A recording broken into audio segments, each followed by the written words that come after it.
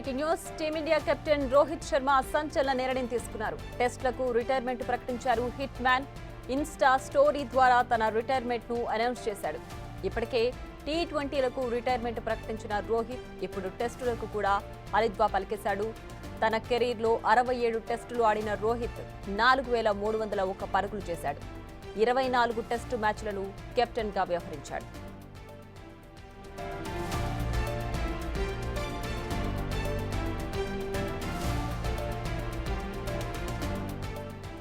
Test cricket నుంచి retired అవుతున్నాను. White ball గేమ్లో దేశానికి ప్రాతినిధ్యం వహించడం గర్వంగా ఉందని, ఇన్నేళ్లుగా తనకు మద్దతిచ్చిన ప్రతి ఒక్కరికి ధన్యవాదాలు. ఇకపై వన్డేలలో కొనసాగుతా అని స్టోరీలో రాసుకొచ్చాడు రోహిత్.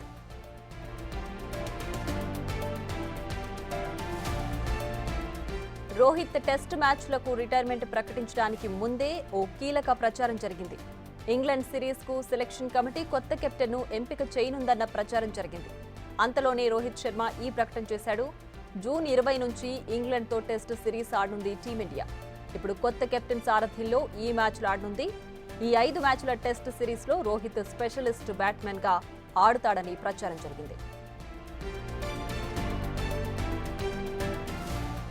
బార్డర్ గవాస్కర్ ట్రోఫీలో ఘోర వైఫల్యం తర్వాత రోహిత్ శర్మపై చర్యలు తీసుకుంటారన్న ప్రచారం జరిగింది. కానీ బీసీసీఐతో జరిగిన చర్చల తర్వాత అలాంటిదేం ఉండదన్న క్లారిటీ వచ్చింది. కెప్టెన్ను మారుస్తారని ముందు నుంచే ఊహాగానాలున్నా రోహిత్ ఈ సిరీస్ ఆడతాడనే నమ్మకం ఉండేది. బీసీసీఐ కూడా రోహిత్కు అవకాశం ఇచ్చేందుకు సిద్ధంగా ఉందని తెలిసింది. కానీ రోహిత్ ఇప్పుడు అనూహ్యంగా రిటైర్మెంట్ ప్రకటించాడు.